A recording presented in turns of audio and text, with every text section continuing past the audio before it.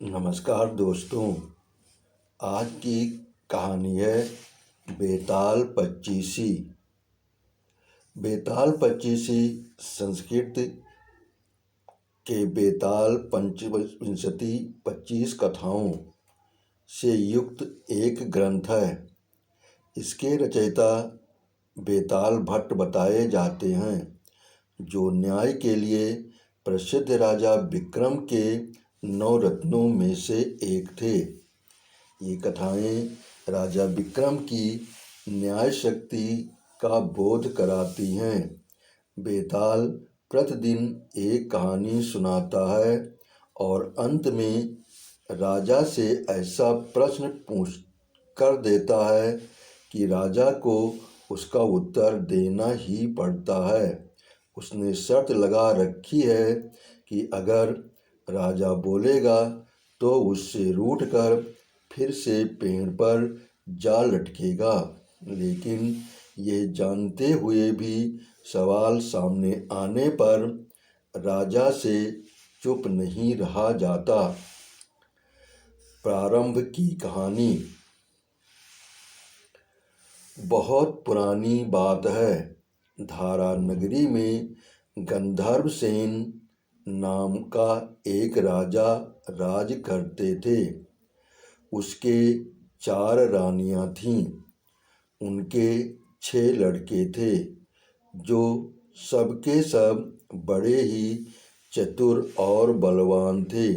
संयोग से एक दिन राजा की मृत्यु हो गई और उनकी जगह उनका बड़ा बेटा शंख गद्दी पर बैठा।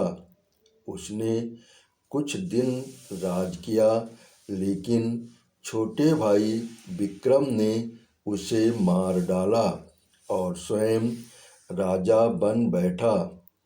उसका राज्य दिनों दिन बढ़ता गया और वह सारे जम्बूद्वीप का राजा बन बैठा। एक दिन उसके मन में आया कि उसे घूमकर सैर करनी चाहिए और जिन देशों के नाम उसने सुने हैं उन्हें देखना चाहिए। सो वो गद्दी अपने छोटे भाई भर्तहरि को सौंप कर योगी बनकर राज्य से निकल पड़ा। उस नगर में एक ब्राह्मण तपस्या करता था। एक दिन देवता ने प्रसन्न होकर उसे एक फल दिया और कहा कि इसे जो भी खाएगा वह अमर हो जाएगा। ब्राह्मण ने वो फल लाकर अपनी पत्नी को दिया और देवता की बात भी बता दी। ब्राह्मणी बोली, हम अमर होकर क्या करेंगे? हमेशा भीख मांगते रहेंगे। इससे तो मरना ही अच्छा। तुम इस फल को ले जाकर राजा को दे आओ और बदले में कुछ धन ले आओ। ये सुनकर ब्राह्मण फल लेकर राजा भर्तहरि के पास गया और सारा हाल कह सुनाया। भर्तहरि ने फल ले लिया और ब्राह्मण को 1 लाख रुपए देकर विदा कर दिया। भर्तहरि अपनी एक रानी को बहुत चाहता था। उसने महल में जाकर वह फल उसी को दे दिया। रानी की मित्रता शहर कोतवाल से थी। उसने वह फल कोतवाल को दे दिया। कोतवाल एक वेश्या के पास जाया करता था। वह उस फल को उस वेश्या को दे दिया। वेश्या ने सोचा कि ये फल तो राजा को खाना चाहिए। वह उसे लेकर राजा भर्तहरि के पास गई और उसे दे दिया। भर्तहरि ने उसे बहुत सा धन दिया, लेकिन जब उसने फल को अच्छी तरह से देखा तो पहचान लिया। उसे बड़ी चोट लगी, पर उसने किसी से कुछ कहा नहीं। उसने महल में जाकर रानी से पूछा कि तुमने उस फल का क्या किया? रानी ने कहा, मैंने उसे खा लिया। राजा ने वह फल निकाल कर दिखा दिया। रानी घबरा गई और उसने सारी बात सच सच कह दी। भर्तृहरि ने पता लगाया तो उसे पूरी बात ठीक ठीक मालूम हो गई। वह बहुत दुखी हुआ। उसने सोचा, यह दुनिया माया जाल है, इसमें अपना कोई नहीं। वो फल लेकर बाहर आया और उसे धुलवाकर स्वयं खा लिया। फिर राजपाट छोड़ योगी का वेश बना जंगल में तपस्या करने चला गया। भर्तृहरि के जंगल में जाने से विक्रम की गद्दी सूनी हो गई।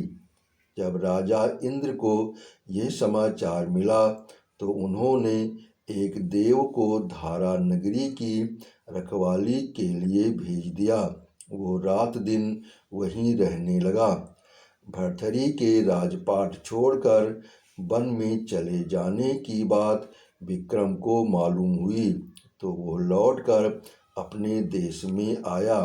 आधी रात का समय था। जब वह नगर में घुसने लगा तो देव ने उसे रोका। राजा ने कहा, मैं विक्रम हूँ, यह मेरा राज है, तुम रोकने वाले कौन होते हो? देव बोला, मुझे राजा इंद्र ने इस नगर की चौकसी के लिए भेजा है। तुम सच्चे राजा विक्रम हो तो आओ, पहले मुझसे लड़ो। दोनों में लड़ाई हुई। राजा ने जरा सी देर में देव को पछाड़ दिया। तब देव बोला, हे राजन, तुमने मुझे हरा दिया, मैं तुम्हें जीवन दान देता हूँ। इसके बाद देव ने कहा, राजन, एक नगर और एक नक्षत्र में तुम 3 आदमी पैदा हुए थे।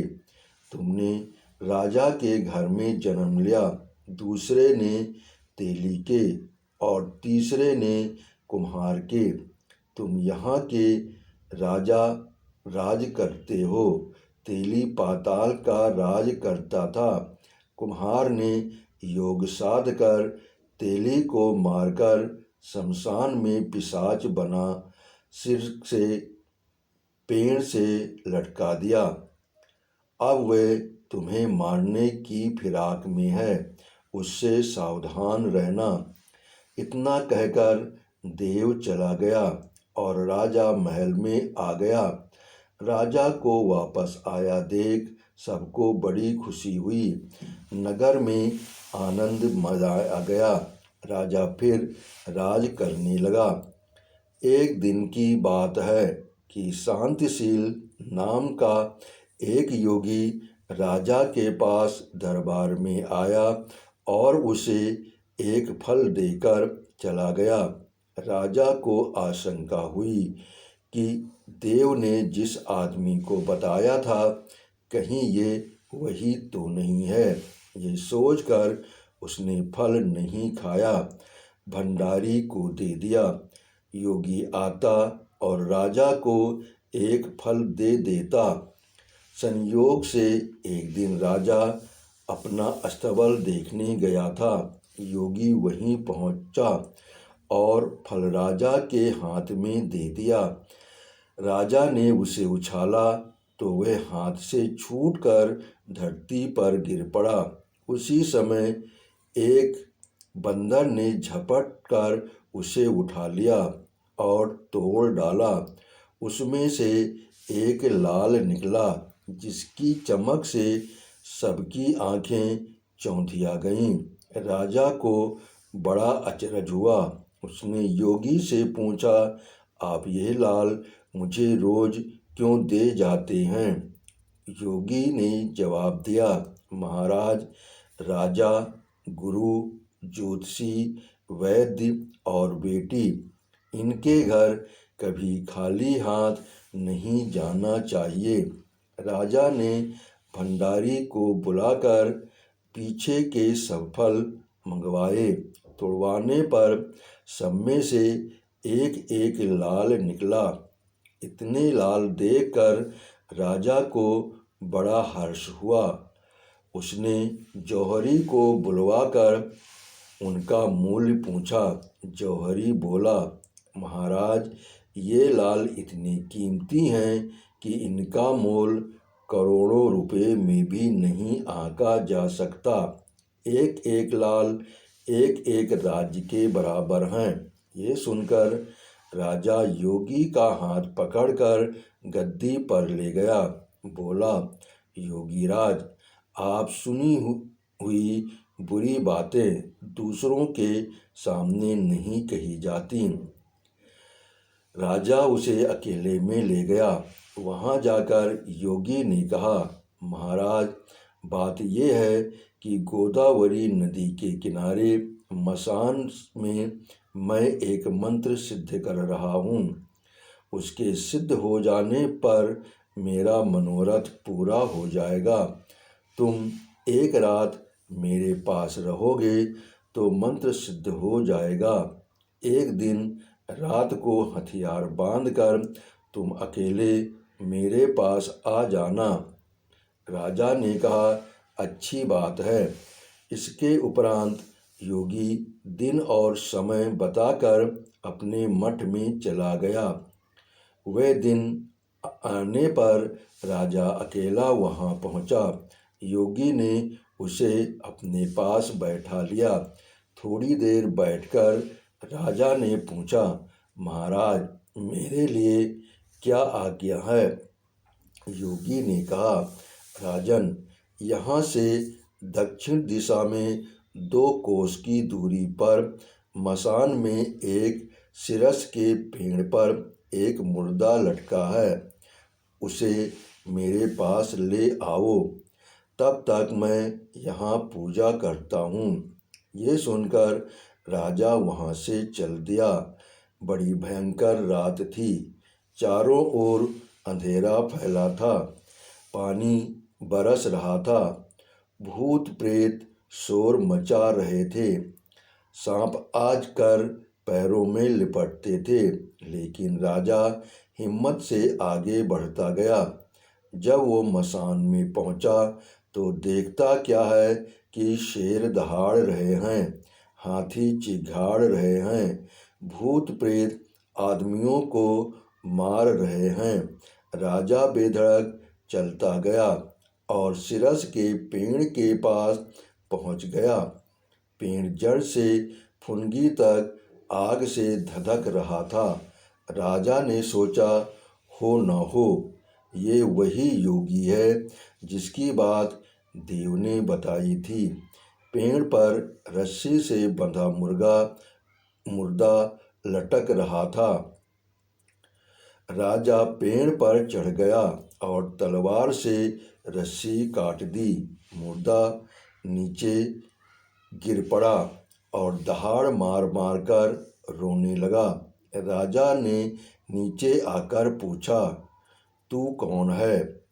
राजा का इतना कहना था कि वह मुर्दा खिलखिलाकर हंस पड़ा। राजा को बड़ा अचरज हुआ। तभी वह मुर्दा फिर पेड़ पर जा लटका। राजा फिर चढ़कर ऊपर गया और रस्सी काट मुर्दे को बगल में दबा नीचे आया। बोला, बता तू कौन है? मुर्दा चुप रहा। तब राजा ने उसे एक चादर में बांधा और योगी के पास ले चला। रास्ते में वह मुर्दा बोला, मैं बेताल हूँ, तू कौन है और मुझे कहाँ ले जा रहा है? राजा ने कहा, मेरा नाम विक्रम है, मैं धारा नगरी का राजा हूँ। मैं तुझे योगी के पास ले जा रहा हूँ। बेताल बोला, मैं एक शर्त पर चलूँगा। अगर तू रास्ते में बोलेगा तो मैं लौटकर पेड़ पर जा लटकूँगा। राजा ने उसकी बात मान ली। फिर बेताल बोला, पंडित, चतुर और ज्ञानी, इनके दिन अच्छी अच्छी बातों में बीतते हैं। जबकि मूर्खों के दिन कलह और नींद में। अच्छा होगा कि हमारी राह भली बातों की चर्चा में बीत जाए। मैं तुझे एक कहानी सुनाता हूँ, ले सुन। आपने इसका अगला पार्ट अगली कहानी में। आपने कहानी सुनी, इसके लिए आपका बहुत बहुत धन्यवाद। आपने सब्सक्राइब किया, इसके लिए मैं दिल से आभारी हूँ।